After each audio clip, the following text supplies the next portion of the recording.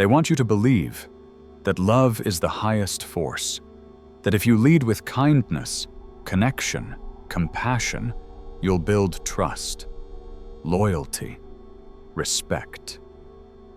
But Machiavelli saw through that illusion.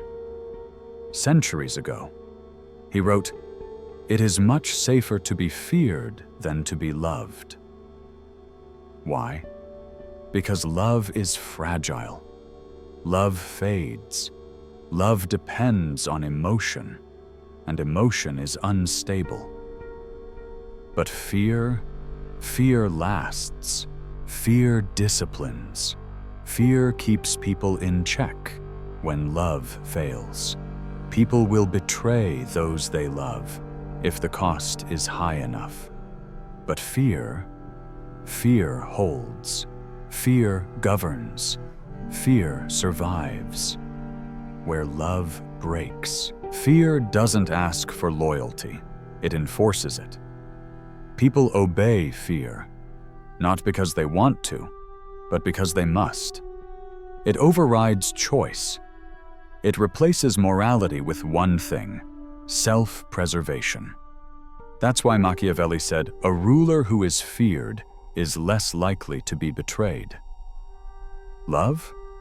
It relies on memory, on mood, on mutual benefit. But fear runs on instinct, and instinct doesn't forget. Today, you see fear everywhere. Governments, corporations, even relationships. It's hidden in policies, wrapped in marketing, baked into manipulation. It doesn't shout, it whispers, quietly, decisively. And when fear enters the room, even the illusion of choice disappears. And that's why it wins. Fear creates boundaries. It defines what can and what cannot be done.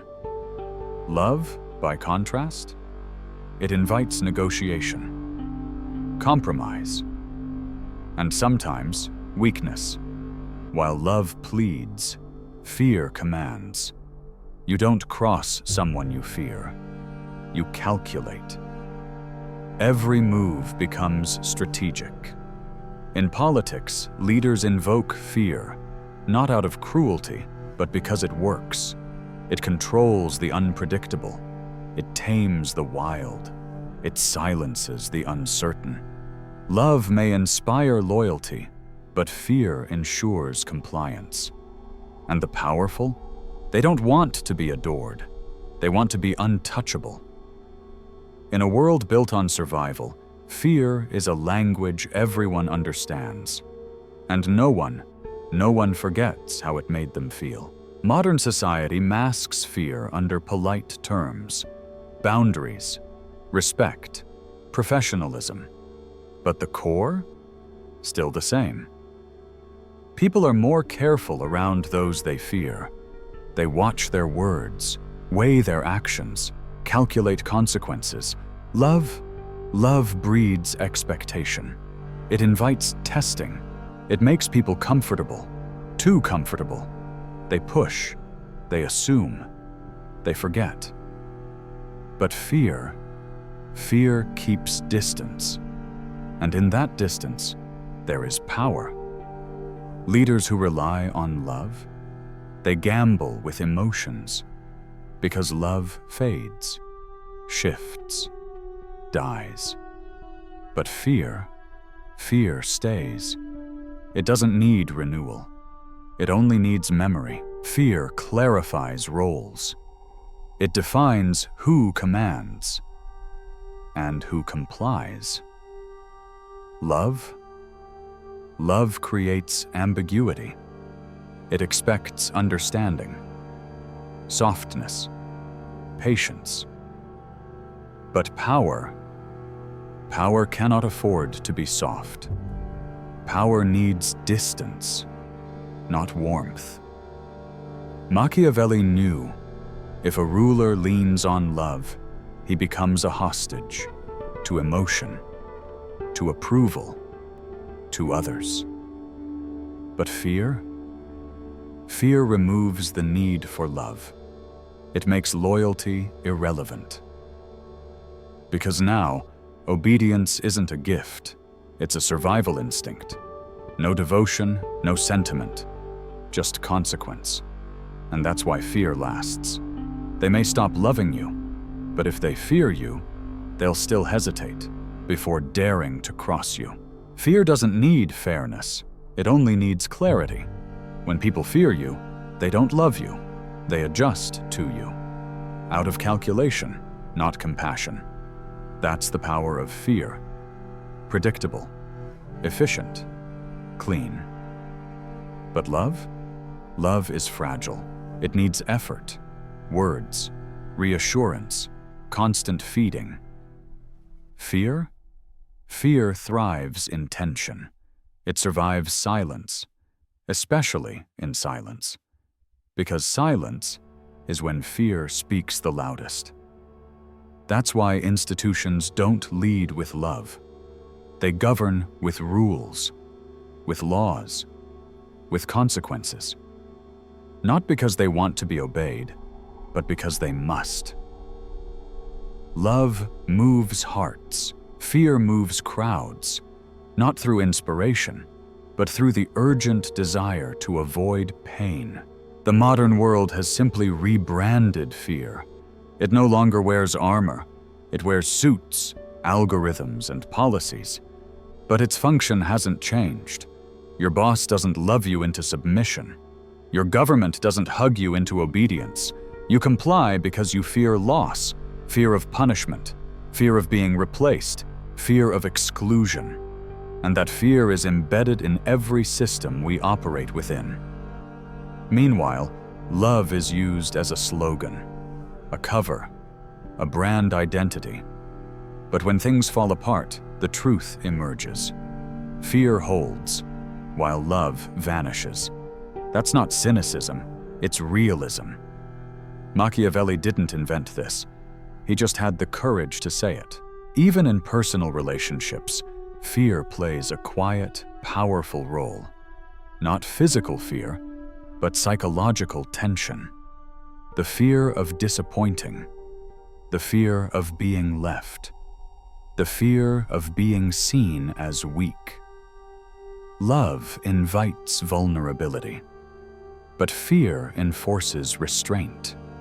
When someone fears losing you, they behave differently. They think before they speak. They don't test your limits. That kind of fear creates respect, or at least the illusion of it. Machiavelli knew this. Real power comes not from being liked, but from being consequential. You don't need to raise your voice. Just be the one people think twice before crossing. People claim they value love, but observe what truly governs their choices. It's not affection, it's consequences. A child listens not just out of love for their parent, but fear of punishment. An employee complies not because they adore their boss, but because they fear losing their job. These aren't flaws in human behavior.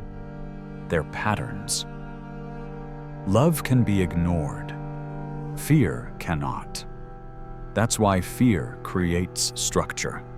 It builds invisible walls people rarely challenge. Love asks, fear demands. Love hopes, fear controls. And control, lasting, measurable control, is the foundation of every powerful system humanity has ever built. Fear makes people remember you. Not because you made them feel good, but because you made them feel something they couldn't ignore. Love fades into comfort, into routine. But fear lingers. It sharpens memory. People may forget what you gave them, but they never forget how you made them feel afraid to lose it. That memory drives behavior. It influences decisions long after the moment passes. That's why Machiavelli believed in calculated cruelty over naive affection. Not to harm, but to imprint. Because in the pursuit of power, being remembered is more valuable than being adored. Fear doesn't just shape behavior, it reshapes identity. When fear enters a room, egos shrink. People edit themselves. They suppress honesty for strategy. That's the real power of fear. It doesn't force people to act. It makes them want to avoid consequences before they even arrive. Love invites expression. Fear silences it. And in the silence, fear takes root. That's how institutions keep order, not through love, but through unspoken rules, backed by the fear of exile, loss, or punishment. And in relationships, it's often the fear of losing someone, not the love itself, that keeps people in place. Quiet, careful, controlled. Fear is not about violence. It's about anticipation. The power lies not in what you do, but in what people think you might do. That unknown keeps them restrained. It keeps them respectful. Love creates expectations, expectations that must be constantly fulfilled. But fear requires no upkeep, just presence. You don't have to punish, you only have to be capable. Machiavelli didn't advocate for cruelty. He warned against naivete. He knew that love is a luxury the powerful cannot afford if they want to stay powerful. Because when love is tested, it hesitates. But when fear is tested, it reminds. The irony is, most people won't admit how much fear governs their lives. They speak of love, values, morality, but it's fear that shapes their choices. Fear of being alone, fear of failing, fear of being forgotten. And these fears are used by systems, by leaders, even by loved ones, to influence behavior. That's the Machiavellian truth. People are more consistent under fear than under love. Because fear touches the primal. It bypasses ideals and reaches instinct. Love asks for trust. Fear demands survival. And in the end, people choose survival. Every time. Look at history. The empires that lasted didn't inspire love. They inspired order through fear. Not brutality, but presence, predictability, power enforced through consequence, not emotion. Love may rally people in the moment, but fear sustains systems over time. It creates structure, where love creates stories, and stories fade. In your own life, the people you remember most clearly are often the ones you feared disappointing, not the ones who simply loved you. Because fear etches itself into your nervous system. It's a survival code, one that speaks louder than any affection ever could. In the end, it's not about choosing fear over love. It's about understanding which force people respond to when everything else breaks down. Fear anchors you. It teaches you who's in charge, not by volume, but by consequence. It doesn't flatter. It defines. The most powerful people aren't the most adored. They're the most respected. And respect, in its rawest form, often starts with fear. You don't have to become cruel, but you must stop being naive. If you want strength, don't seek affection. Build consequence. Make your presence matter. Be the one who can walk away, be disobeyed, and still be feared.